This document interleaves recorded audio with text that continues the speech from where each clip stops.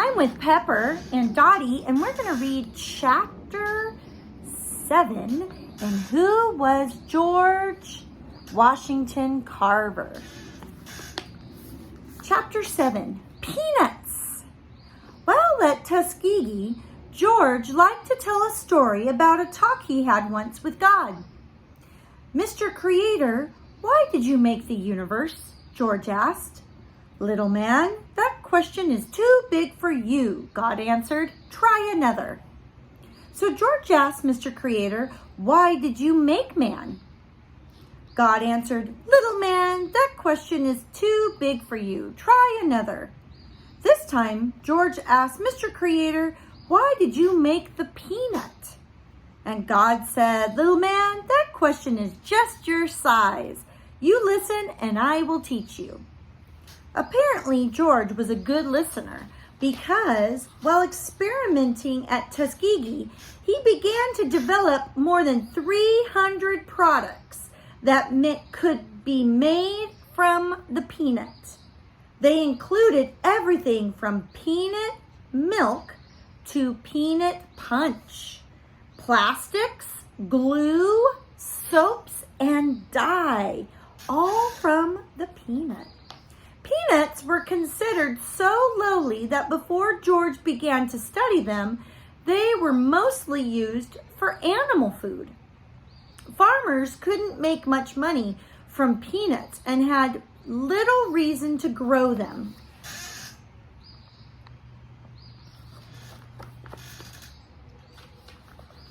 Cotton had been the main crop in the American South, but in the early 1900s, it cost some farmers more to grow cotton than they could sell it for.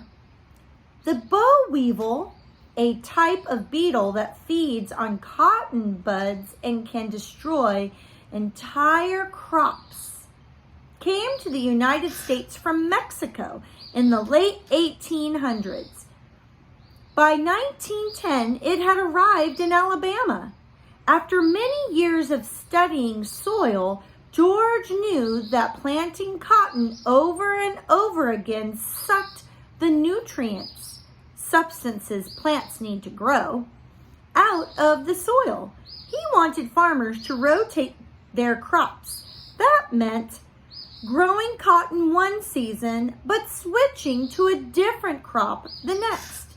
Then they could replant cotton the season after that. One of the crops George recommended for cotton growers was the sweet potato. Sweet potato plants were easy to grow.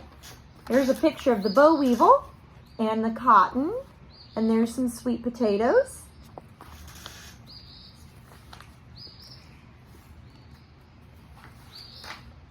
Sweet potato plants were easy to grow, and crops could be stored during winter months. They were good for the soil, and they could be eaten many different ways. Some of George's earliest bulletins were on the sweet potato. George also experimented with cowpeas, sugar beets, rice, soybeans, alfalfa, and more. His experiments helped him understand the best ways to grow these crops so that they would yield the most food. He learned what kinds of soil and growing conditions they needed. In 1910, Tuskegee built George a modern laboratory to replace his homemade one. And by 1915, his experiments were taking so much of his time that he began to give up teaching.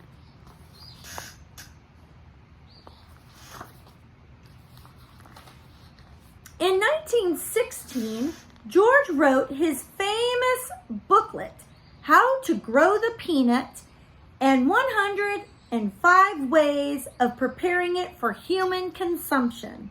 Recipes included items such as peanut soap, peanut bread, and peanut pudding. Some recipes included peanut butter in them. Peanut butter was number 51. Peanut butter candy was number 70. And peanut butter fudge was number 80. In fact, George wrote so much about peanuts that he is sometimes mistakenly credited with inventing peanut butter. The same year George produced his famous peanut booklet, he was honored by the Royal Society of Arts in London. The Royal Society honors people in science and art who find practical solutions to problems. That summed up George perfectly. At the time, it was rare for an American to be honored, let alone one who had been born into slavery. And there's a picture of the Royal Society of Arts. Dottie is excited. Now we're going to have a little blip about peanut butter. Peanut butter. Most historians believe peanut butter has been around for hundreds of years. Both the Inca civilization in South America and the Aztecs of ancient Mexico ground peanuts into paste. In the United States, Dr. John Henry Kellogg, famous for Kellogg's cereals, believed that peanut butter was a very healthy food. He made his own type of peanut butter in 1895. Peanut butter really became popular among the American public at the St. Louis World's Fair in 1904, along with the ice cream cone and cotton candy. Around the same time, George was reportedly offered a job to work for American inventor Thomas Edison in his New Jersey laboratory. George could have become rich working for Edison, but he was devoted to helping the farmers in the South, so he stayed at Tuskegee. The Peanut Journal wrote that George Washington Carver is the peanut industry what Thomas Edison is to electricity. One biographer even called George the patron saint of the peanut industry. Another blurb about Thomas Edison. He was alive between 1847 and 1931. Thomas Alva Edison was an inventor who changed the world. He invented hundreds of items, including some that had a great influence on everyday life, such as the first practical light bulb, the phonograph, and the motion picture camera. Edison was known for working tirelessly at his laboratories in Menlo Park, New Jersey. His nickname was the Wizard of Menlo Park.